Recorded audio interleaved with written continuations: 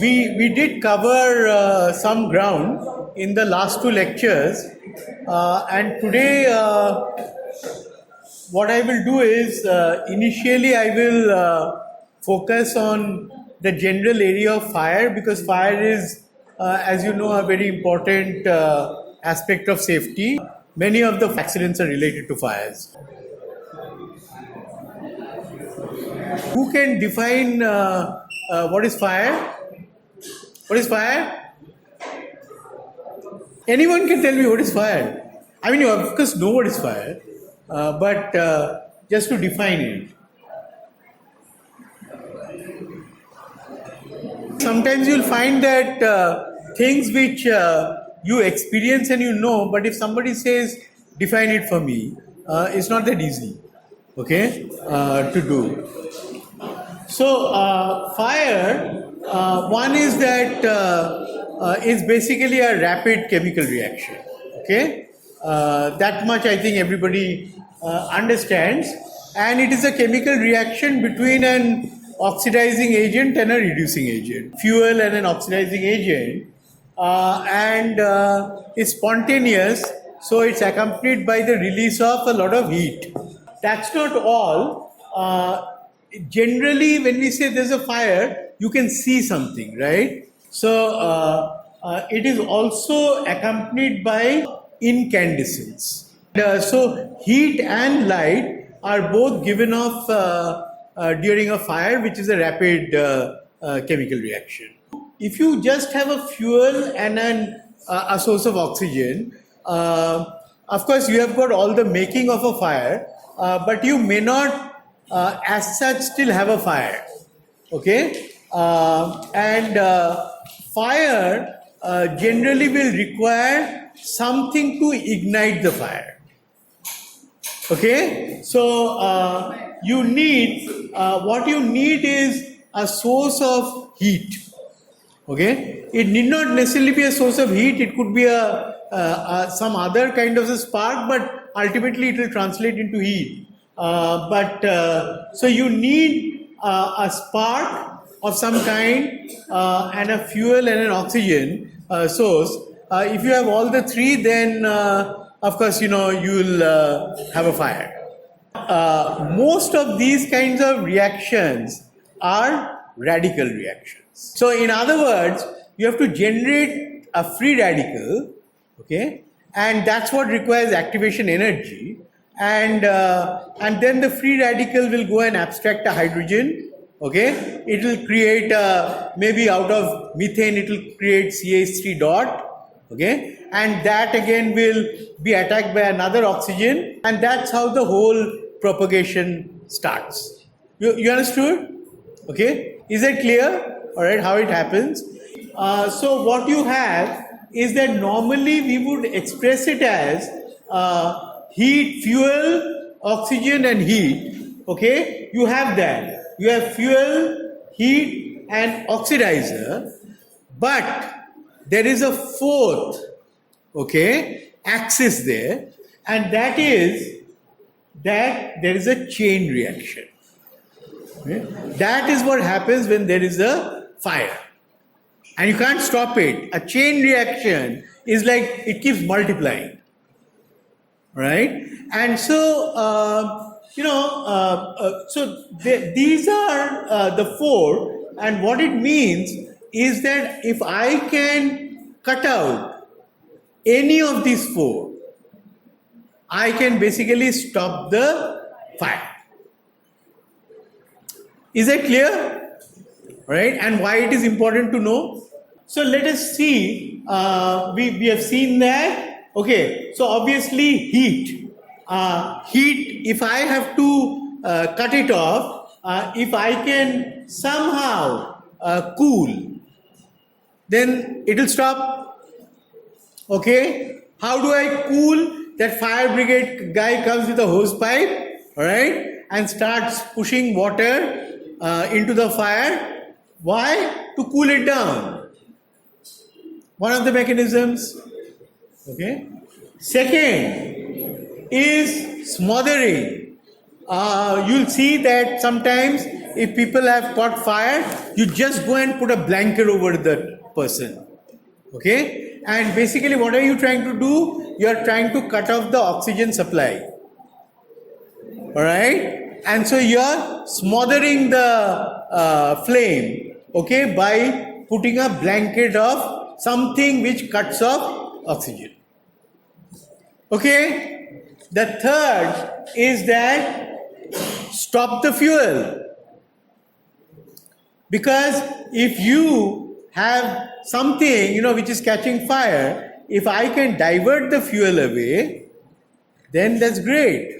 Right? I will cut out the fire. Okay? So don't feed a fire, try to starve a fire. Okay? Fourth is, if I can stop the chain reaction,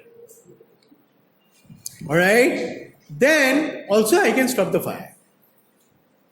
Okay? And which means that if I have something which is a radical inhibitor, okay, or a radical quencher, then I can quench, alright, the initiation pathway, the radical initiation pathway, and I can stop the fire. Alright? And that becomes very important. For example, if I've got a gaseous flame, with gas, and everything is happening in a way that the only chance that you have to cut it off, let's say efficiently, is really with a radical scavenger. Okay, so those would be the four methods, which you have to do. And so when we are talking about a fire extinguisher, etc., please try to relate it to these. That which of these mechanisms is actually operating. Alright, then it will become interesting. Otherwise, a fire extinguisher, etc. is boring. Okay?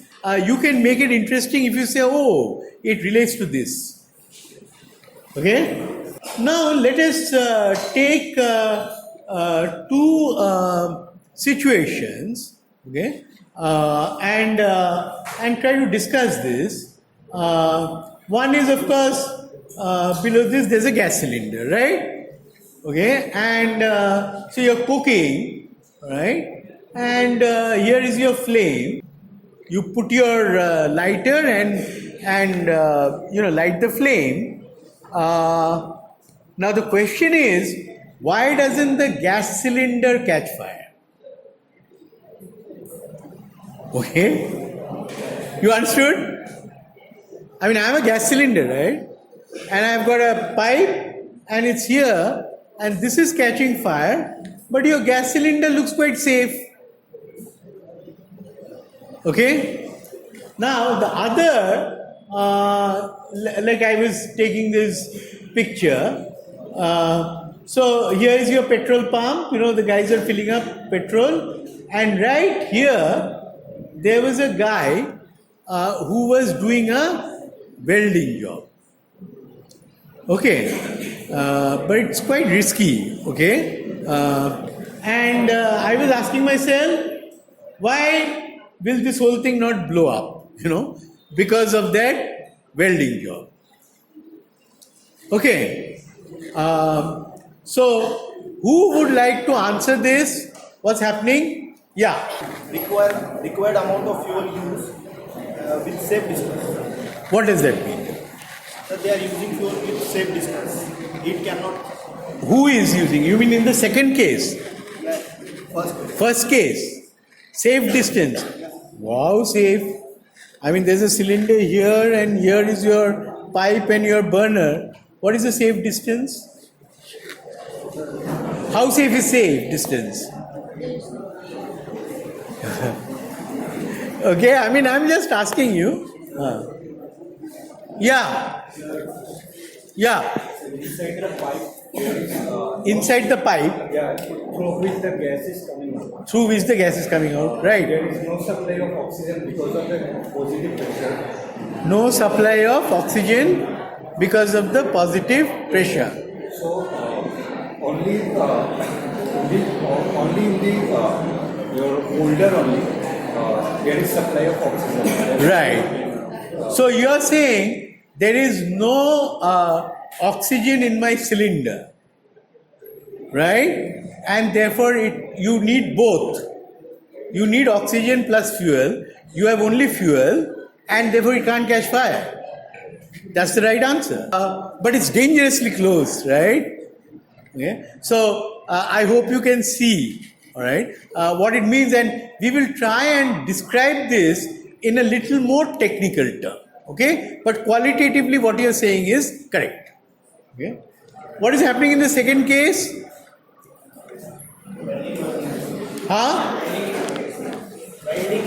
Welding is going on, but why isn't it all exploding? Heat energy will be generated. Heat energy will be generated. Heat. Heat. No. Heat energy to ठीक है, but see, you can actually smell petrol there, right? So it is nearby that there is. So risk to hai, but why is it not catching fire?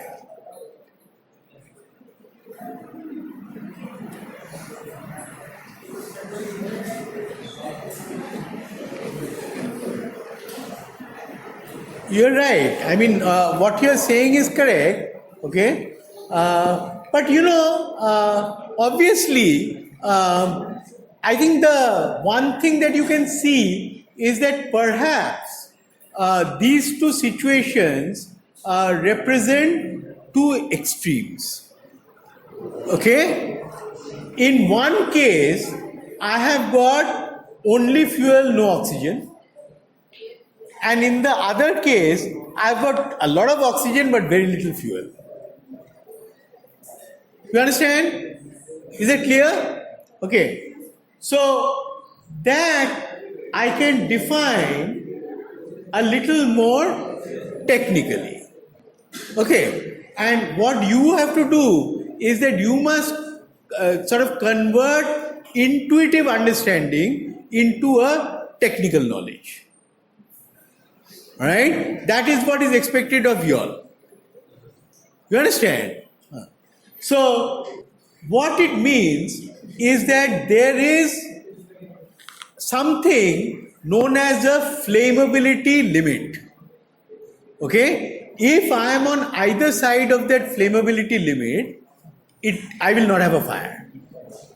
Okay? Now, if I have got a situation where the mixture is too rich in fuel, like the gas cylinder, with virtually no oxygen, what it means is that I am above what is known as the upper flammability limit. Okay, which means that the fuel mixture is so rich and it has got so little of oxygen that it cannot catch fire. That's what saves you. Okay? On the other hand, the petrol pump situation was a case where I am below the lower flammability limit. That means the vapor pressure due to my fuel is so lean that it cannot catch fire, even when there is heat and oxygen present. You understand? Okay, so these are the two definitions of flammability limit. Flammable gases burn in air only over a limited range of concentration of the flammable gas. In the lower flammability limit, the mixture is too lean, while above a certain concentration, known as the upper flammability limit, it is too rich. Okay, so remember that the flammability limits are limits of concentration. It's not limit of temperature. Alright? These are limits of concentration. Let us try and understand what is flash point. Everybody has heard the term flash point? Now you define it for me.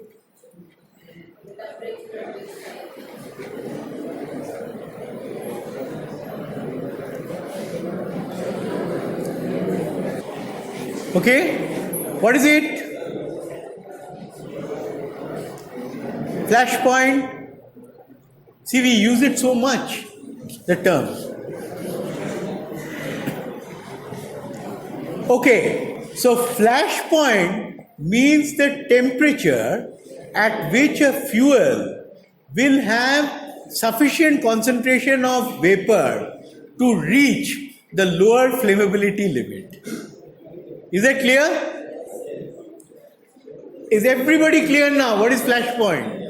Okay, now a flashpoint, what it means is that if I ignite that, at that point, there will be a flash.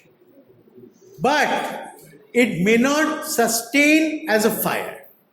Okay? That's why it is called a flash point. I'll get a flash, but it might subside. Is it clear?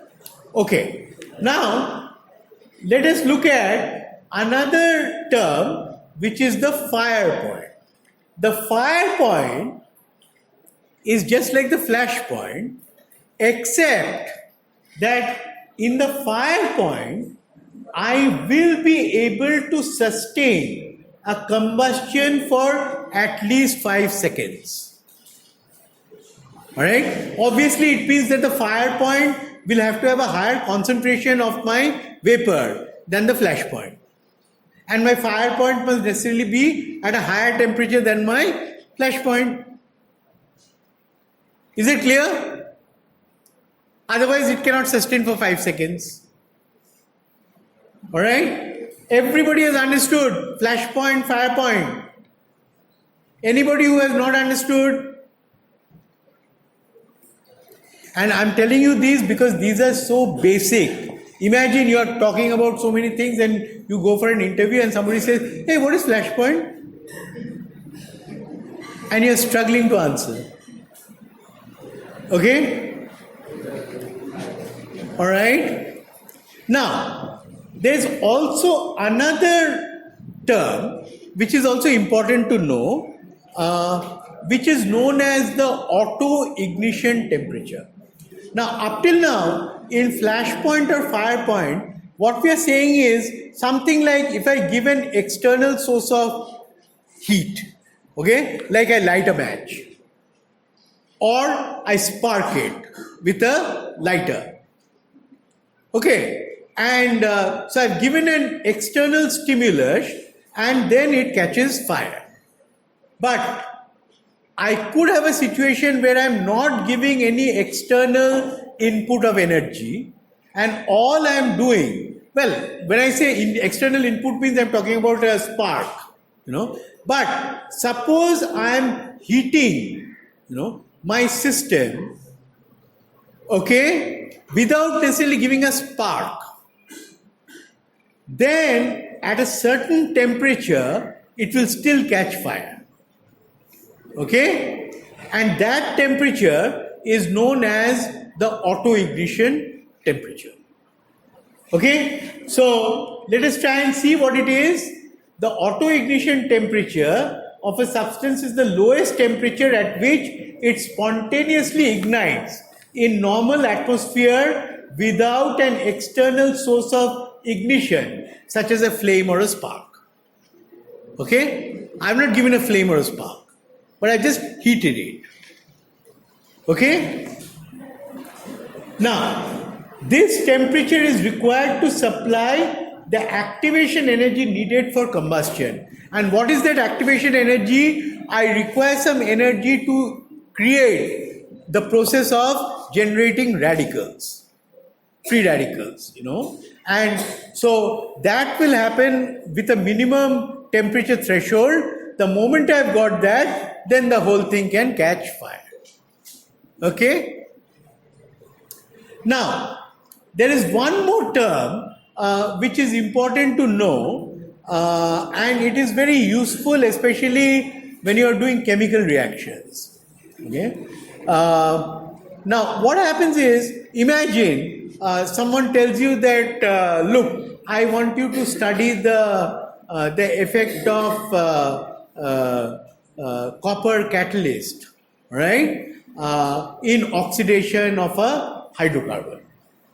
Okay, and I want to selectively produce methanol from it. Let's say, so I'm taking copper, hot stuff, okay, and I am pushing methane over it, okay, and I'm trying to analyze the gas and see if it has formed methanol.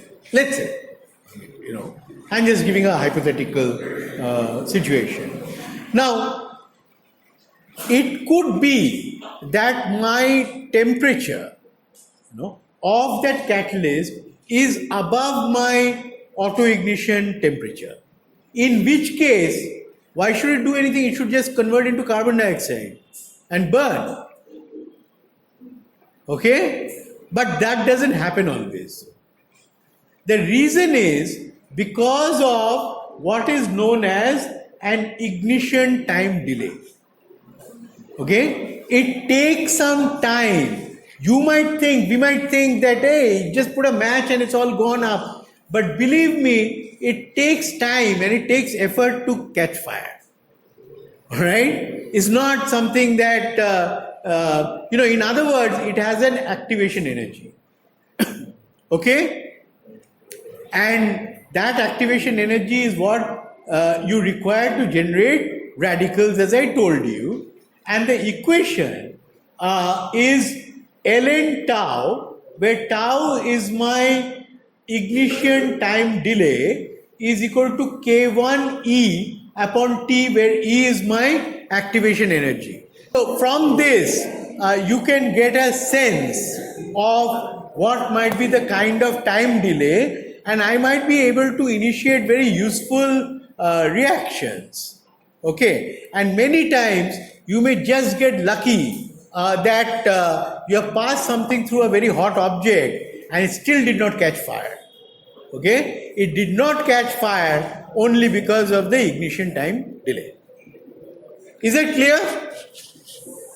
Everybody has understood the basic definitions of things related to fire.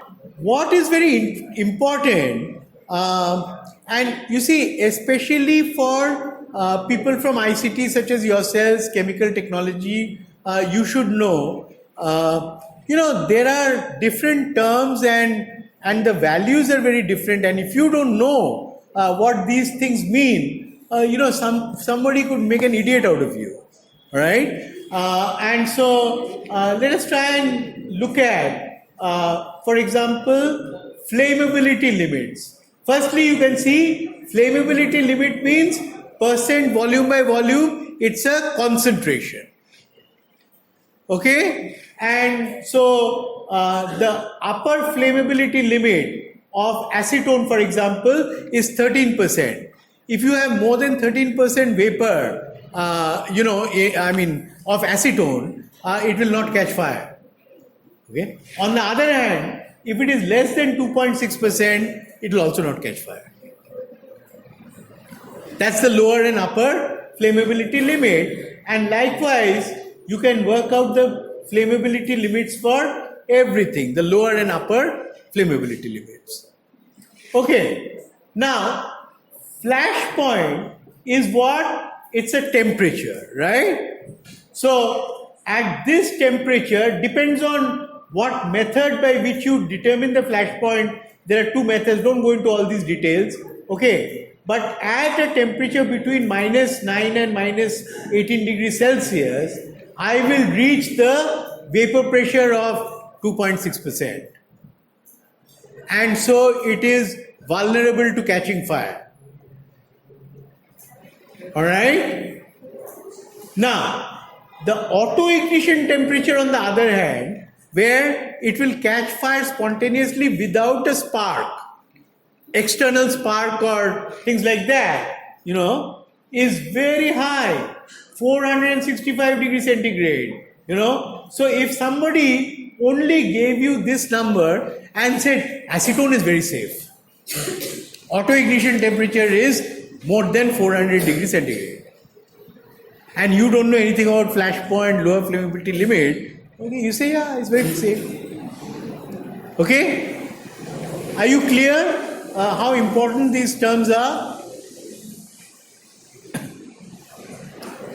Okay, so I might ask you questions like this. I might say that draw the graph of concentration versus temperature and show which is the flash point, which is this, which is that.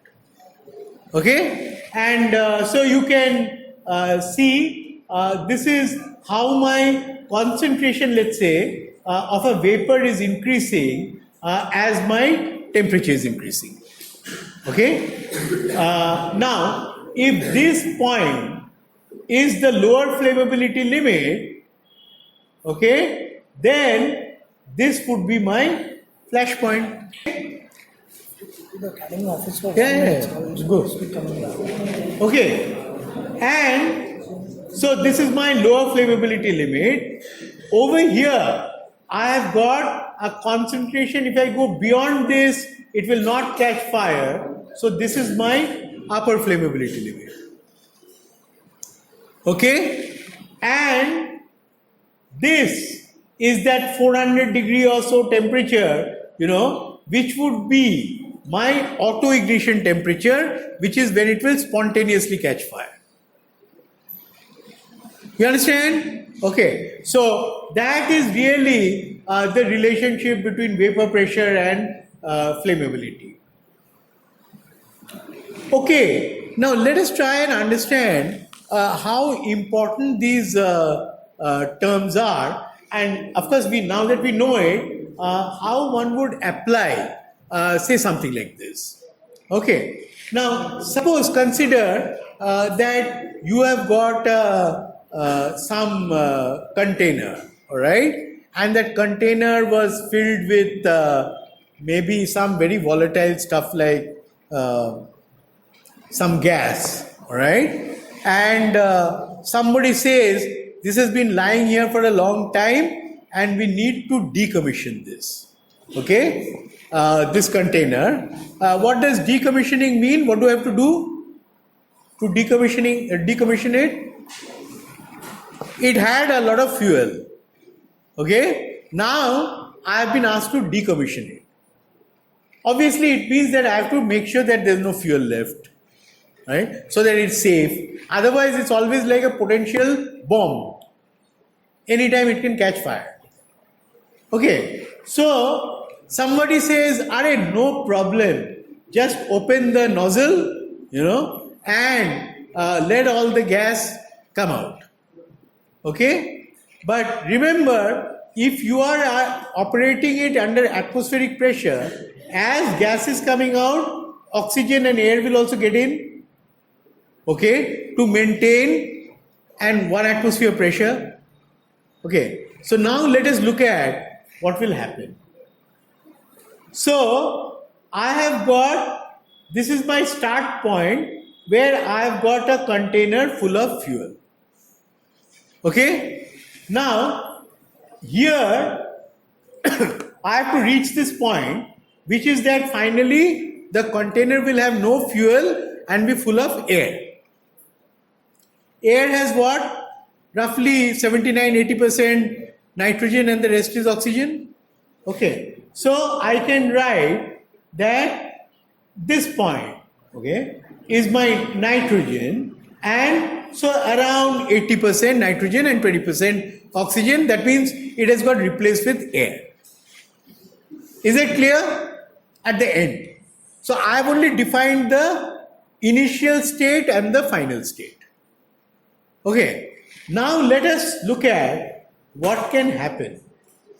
Now suppose from my previous graph, right? Suppose I draw the plot and I find that it looks something like this, all right? Which is that this is my lower flammability limit, this is my upper flammability limit, okay? And this point represents a point where my gas is flammable. Okay.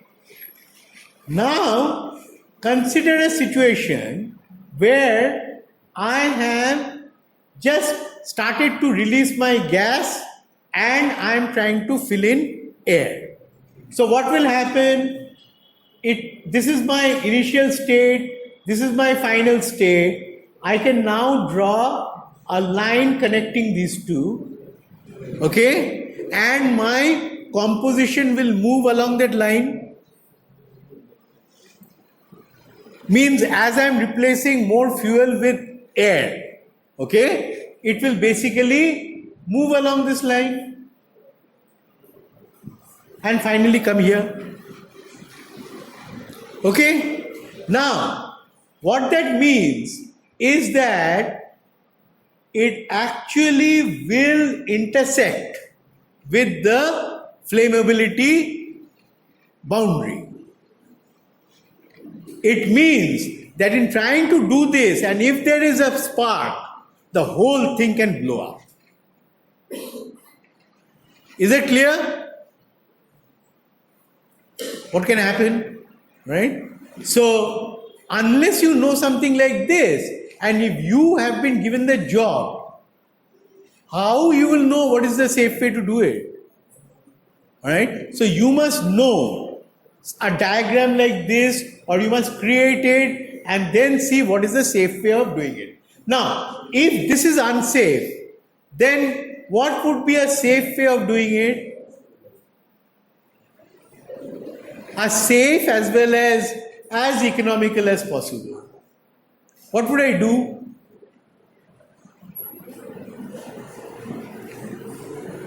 Understood the question? I don't want to intersect with that flammability limit, because then if there is a spark, it can catch fire. Right? So now the question is, what should I do? How would I carry out this decommissioning in a safe manner? Everybody is clear of the question? Yeah. Huh? Using more nitrogen.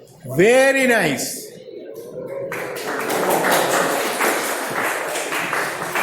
Very nice. Okay?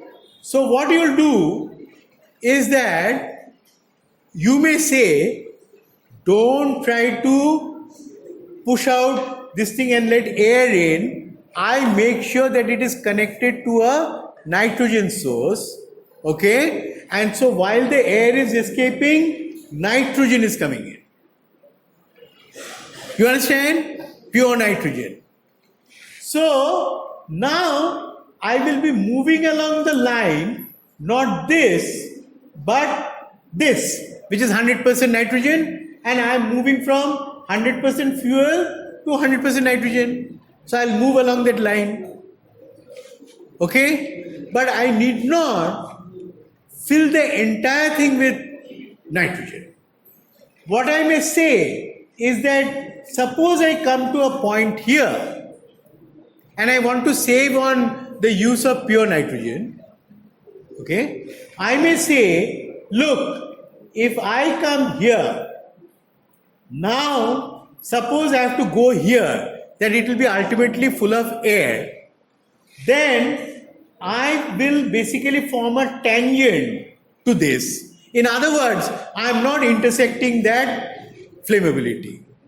I am just going tangentially, and so that is the kind of point I might come to and then release the air into the system. Is everybody clear?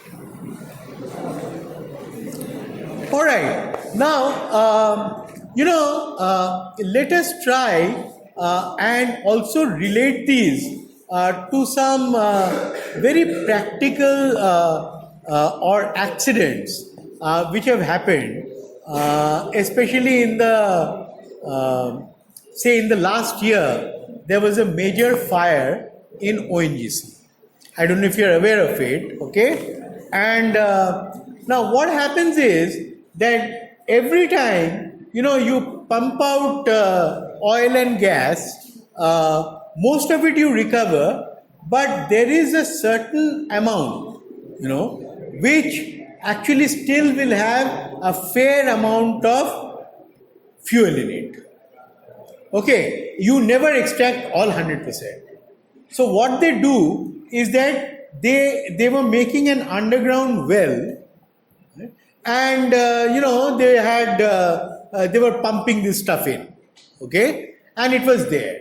Now last year there were very heavy rains, okay, and so as the groundwater or the water seeped in, there was no space for the rest of the water. So now the gases, and some of this gas-rich water, it started escaping. Okay, it came out and it came out into the nalas. Okay, now when it is going through the nala, there is no control, and it is going through some slums, etc. Somebody is cooking rice there, and it blew up. Okay, so effectively, what happened was that I really exceeded the lower flammability limit. Okay, and it may have been exceeded quite a bit, and I may actually end up with a very high rich source of fuel in my atmosphere, and that is known as a vapor cloud. Okay, so if a vapor cloud meets a source of ignition, sure as hell it will catch fire. Okay, and that's exactly what happened. Now, let us also see some other ways, very practically important. In fact, I took this picture in Tadoba, where, there are a lot of forests, okay, and if they have a fire, then everything will start catching fire. Okay, now what they do is that they deliberately burn a part of it so that there is no fuel here, there is no grass. All right, and so if the fire is moving, as soon as it comes to a point like this, it will be starved of fuel and the fire will stop.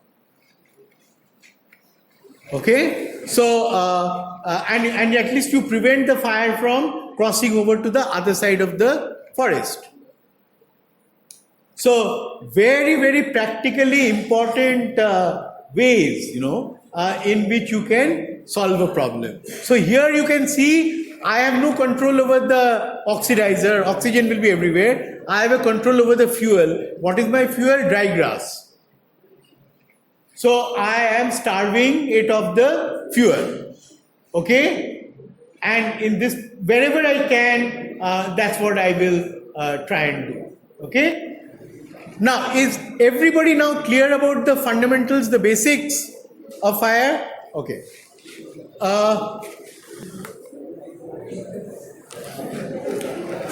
Now, even though we are all very aware, about fire, etc., but I think the fact is that one can have an accident, one can have a fire, okay? And it is very important, that we know what to do if we have a fire. Okay? So, one of the most important is that you must know how to operate a fire alarm and a fire extinguisher. Okay?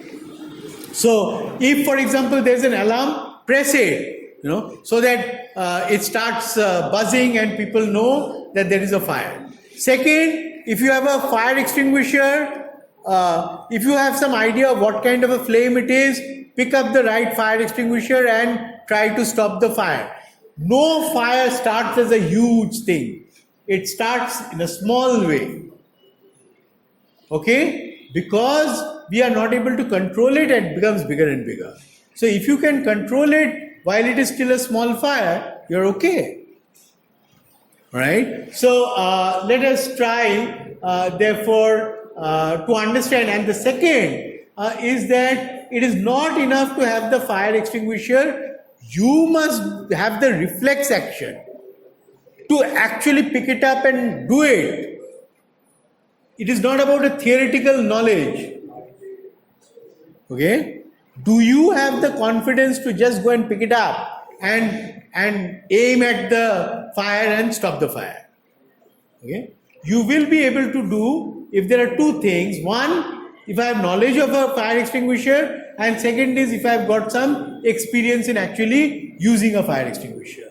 Okay, I hope that you will get exposure to both. I'll tell Professor Vaidya to organize maybe some drill, where all of you get a chance to use it. Okay, but now let us try and understand a bit more about a fire extinguisher.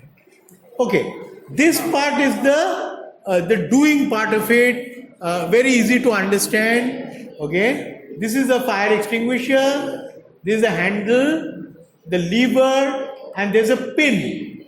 If there is a fire, just pull out the pin.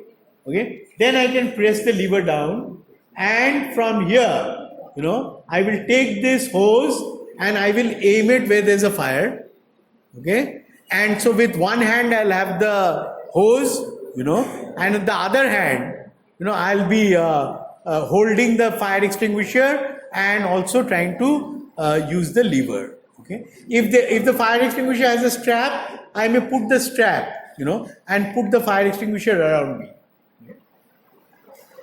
And then what I'll do is that I'll try and move the hose from side to side, aiming it at the base of the fire, not at the top of the fire, at the base of the fire. And as the fire is getting extinguished, you go closer and closer and try to remove or make sure that it's completely snuffed out. Okay, that's what you basically try to do. Okay? Now, just like you all do research in various things, or you will do, believe me, there has been a huge amount of research in fire extinguishers. Okay, and some of the best work has been done in the area of fire extinguishers. So let us try and understand how exactly fire extinguishers have evolved over the years. Okay, first, the first time ever that a general fire extinguishing was done was almost 300 years ago, 1723. Okay, and it's a very interesting approach, completely different of what you might do. Okay, so there was a massive fire. Okay, a massive fire somewhere, and these people were wondering how to put it off. Okay, now they did something which you will never think of, doing, and it is very ingenious, that they threw a dynamite, into that fire. Okay, I mean, it will be exactly the opposite of what you might think of doing. Okay, and that dynamite exploded, and it blew the flame into smithereens. Okay, and it went all over the place and it got extinguished. You understand? Completely different concept to what you might think. Okay? That was the first fire extinguisher, and even today, if you have a massive flame, then that is probably the best way to take care of it. Okay. The second was, when they realized that if you burn wood, finally the ash that you get is basically something like soda ash. It's not soda ash, sodium carbonate, it's potassium carbonate, but nonetheless a solid carbonate. And what they realized is that carbonates decompose and it forms carbon dioxide. Okay, and that carbon dioxide can then be used to extinguish fire. Okay, so later on, so the number two was again, what they did was again very interesting. They did not just take a soda ash, because then it won't come out. They pressurized a vessel. Okay, and when they released it, that sodium carbonate just flew off. Okay, and it landed near the fire, and the temperature of the fire led to the decomposition and formation of carbon dioxide, which snuffed out the fire. Third was somebody realized that instead of heating and generating carbon dioxide, if you add acid to soda ash, okay, that it will release and form carbon dioxide. Okay, sodium carbonate plus acid will form CO2. Okay, so they came up with a soda acid fire extinguisher, and basically they took a very safe acid like tartaric acid, and so if there was a fire, they just mixed the two together, and released it. The pressure of CO2 automatically led to its escape, and then they could cut off fires. Now later on, the Russians came up with another very ingenious type of a fire extinguisher, and we'll describe this a little more. It is known as a foam type fire extinguisher, and they were able to effectively create 3 different mechanisms by which the fire is extinguished. Okay, and we will discuss what those mechanisms are. It was the Germans later on, when during the war and the planes were being shot down and they were going up in flames. Okay, and the Germans are the ones who basically realized that fire is started with a radical formation, and so they used all those things which are bad for the ozone, right? The chlorofluorocarbons, bromoform, things like that, which are excellent at forming radicals, and they basically created chlorobromomethane, and primarily it was used to stop the fires in exploding aeroplanes. Okay. Then later on, people realized that many times what is happening is that as electronics became more and more important, and we went into the age of telephone and then computer and diodes and transistors, people realized that if you try to use many of these things, they completely mess up the equipment. Okay, so what they did was came up with the idea of pressurized carbon dioxide. Okay, so that was basically done by Bell Telephones, who were leaders in electronics, and so because once I have a pressurized CO2, it's a completely non-conducting system. Okay, and then I just release it. Okay, and so they were able to do that, and then of course DuPont came up with another variant of the soda ash kind of a fire extinguisher, and this broadly is the history of fire extinguishing. Is that clear? And believe me, there is fantastic research, okay, that has been done. Without that, we would not have been safe. So don't think, these fire extinguishers fell from the sky. Okay? Somebody had to invent them. Okay?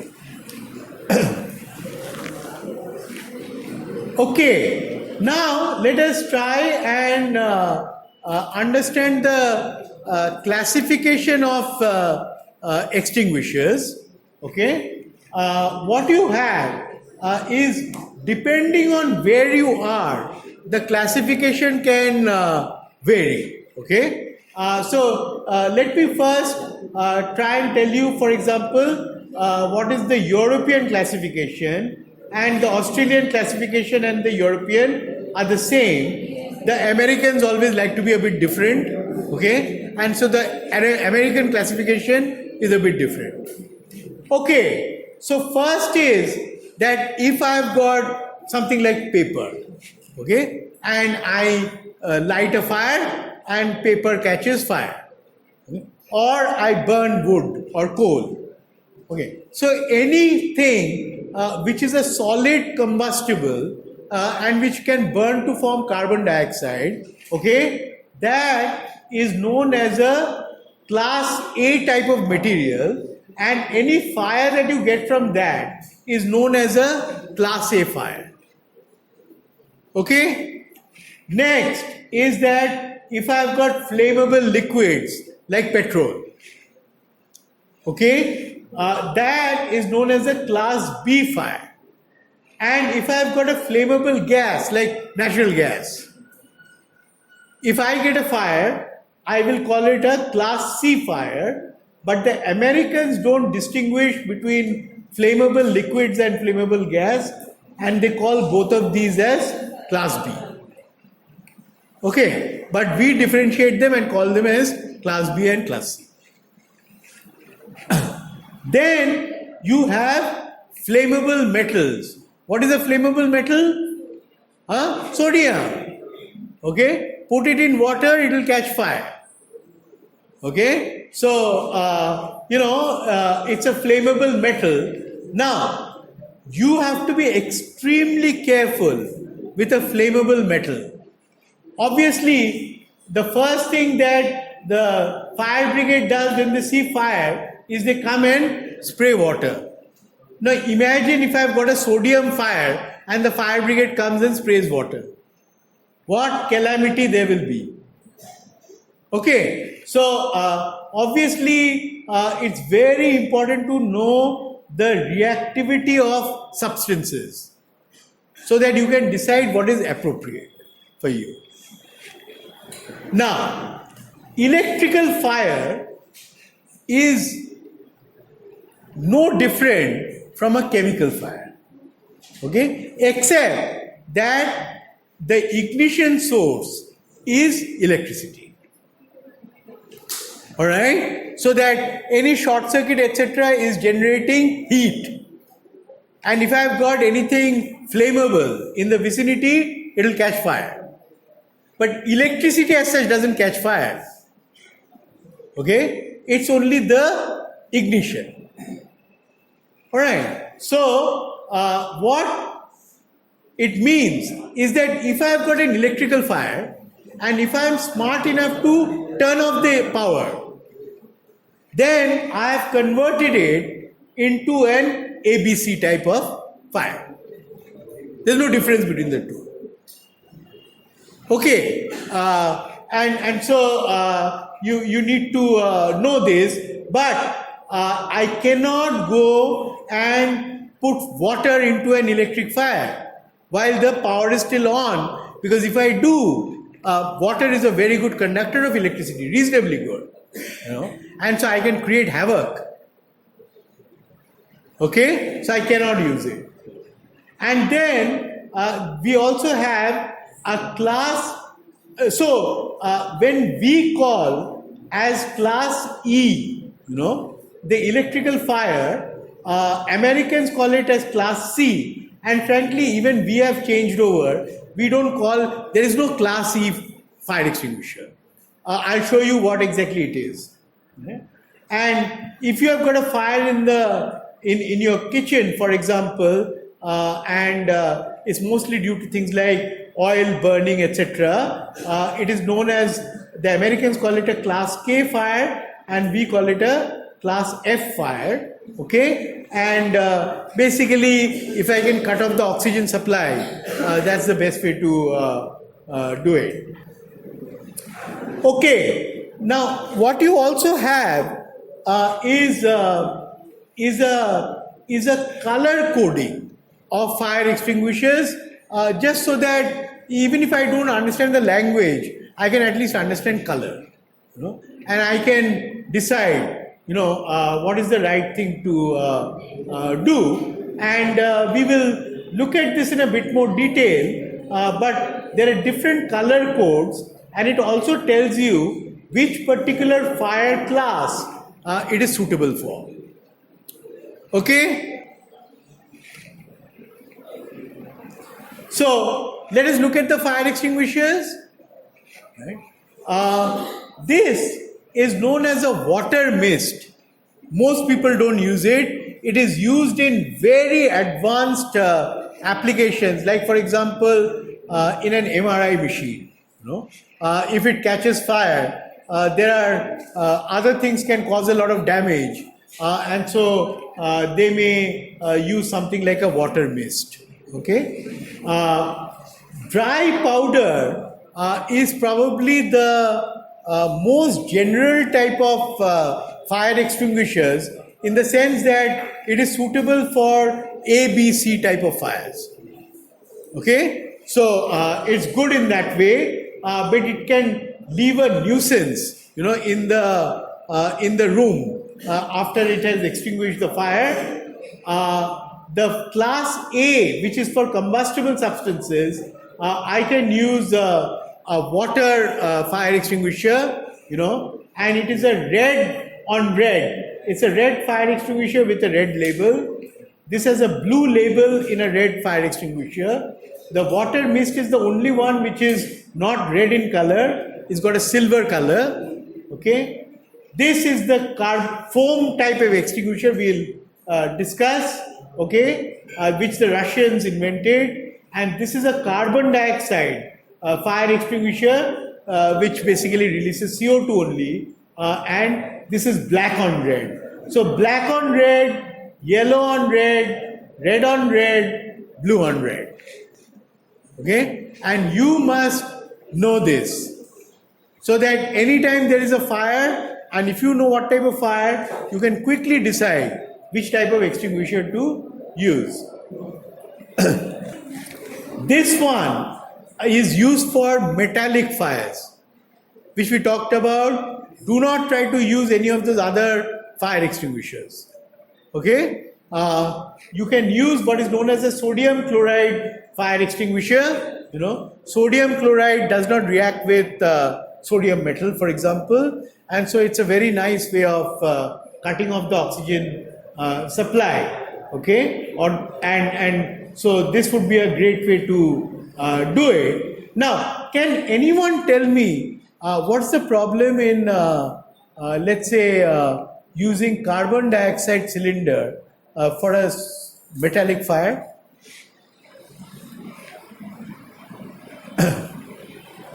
One, we said you cannot use water, right? Because water will react with the metal. Okay. What about CO2? Can I use it or not?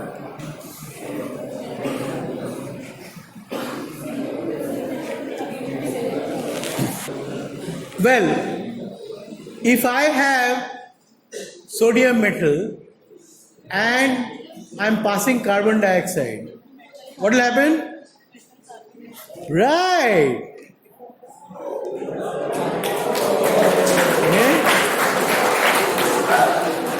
So it will form, it can react. So it is not your friend, it's your enemy. Okay, for metallic fires. So you need to be very, very careful in choosing the right extinguisher.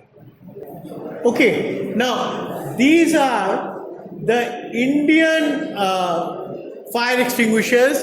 You must know, because we are in India. Okay, so you must know the numbers of the Indian fire extinguishers and which particular class of fire it is suitable for.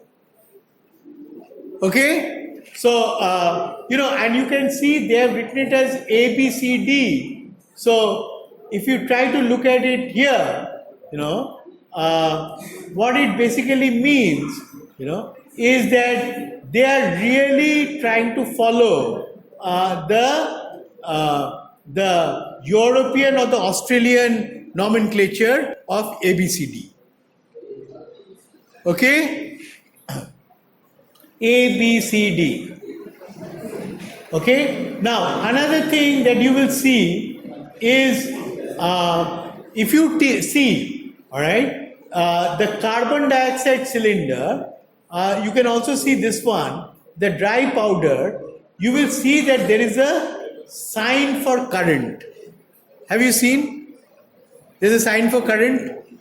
Okay. What that means is that it is saying that you can also use it for an electrical fire.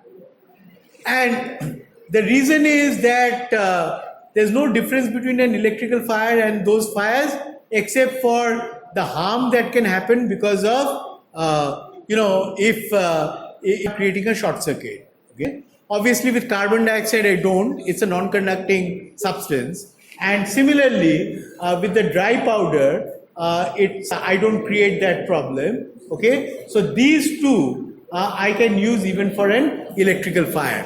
But there is no separate classification for an electrical fire extinguisher. Okay. Let us try and quickly understand this, and I think I have discussed most of it. Okay, and you can read it in more detail. Okay, so water extinguisher is typically for class A. Okay, dry chemical extinguishers or dry powder I can use for ABC type of fires and also for electrical fire. Okay, CO2 extinguishers can be used for class B and C fires, but you will not use CO2 for a solid fire, because a solid fire, it takes a long time for the thing to quench, and by the time your CO2 has escaped, and so you can get a reignition. So it doesn't really help too much in doing that. Okay, and neither will I use CO2 for a metallic fire. Okay, as we discussed, I'll use sodium chloride type of extinguisher for a metallic fire. I will use these bromo or chlorocarbons or fluorocarbons for radical kind of methods of extinguishing, and I'll use the water mist for very, very special applications. Normally don't ignore it. We don't even have it with us, and you can see that things like MRI, NMR room, etc. You will use that kind of stuff. Now, just to show you the kind of research that has gone in, let me look at the foam type of fire extinguisher. It's a very popular type of fire extinguisher. What it is basically a reaction between sodium bicarbonate and aluminum sulfate. Okay, and you can see it is forming sodium sulfate, aluminum hydroxide and CO2, and because of the pressure of the CO2, everything gets ejected from the fire extinguisher. Okay, even the particulate stuff. Okay, now what happens is that you cannot use it for an electrical or metal fire. Electrical because it's an aqueous system, all right, and metal because carbon dioxide can react with the metal. So except for those, I can use this. Okay, and what you'll do is you'll have these in different compartments. Whenever there is a reaction or fire, you mix it up. You can break one part and the two things get mixed up. This reaction will take place and everything will get thrown out from the extinguisher. Okay, now what forms is the carbon dioxide, of course, will form a blanket. Okay, and CO2 will quickly try to displace the oxygen and cut off the fire. What will also happen is that aluminum hydroxide is a fire retardant. So when I spray it, okay, the aluminum hydroxide will go and settle, over the substance, and it will cut off the oxygen. Okay, and also it will absorb a lot of the heat and cool the material. Okay? So it will operate in more than one mechanism, and likewise sodium sulfate will go and form a coating over the burning surface, and all of these together make it highly efficient at stopping a fire.